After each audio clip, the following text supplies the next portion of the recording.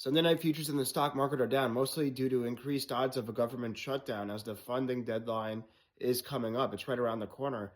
The odds are close to 70% plus, according to Kalshi and Polymarket, that the shutdown will happen, or at least a partial government shutdown, mostly due to funding over Department of Homeland Security, DHS. We'll see what happens. Also, the Canada US trade and geopolitical tensions between Canada and the US in terms of tariffs is likely another factor for the market to go down. The president announced 100% tariffs if Canada does a deal with China in terms of a full trade deal. Canada kind of backed down that it's not necessarily a full trade deal. We'll see what happens. Kind of said it's for certain specific sectors. It's not a full free trade deal.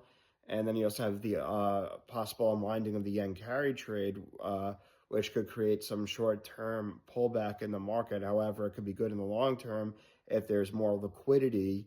If the U.S. intervenes with the yen, that could be good long term. But before that, it could cause some more short-term pain and exasperate it.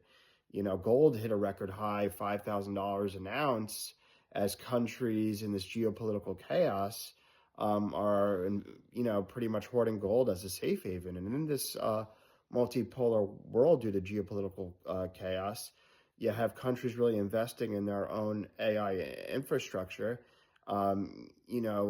Because we have a fragmented world, and you want to know what they need. They need NVIDIA's chips, and that's run on the U.S. technology stack. So if anything, the U.S. should still dominate the AI and tech sectors. And what does NVIDIA's chips need in order to power them? You need electricity, but what powers electricity? Well, you need the copper for the wiring for these data centers and electricity. And the demand for that's going to go through the roof. And you have, copper is really getting a lot of the limelight right now. My top copper plays are Rio Tinto, BHP, Tech for large cap, and I like Eero for a small cap, high growth play that's more directly. Eero is more directly involved in copper itself. It's more of a pure play. The larger ones are more diversified.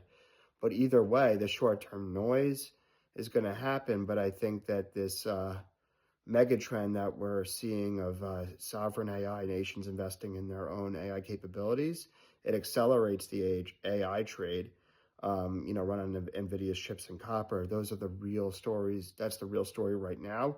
Short-term noise, yes, but AI is the real winner, and I'm buying the dip if the market goes down.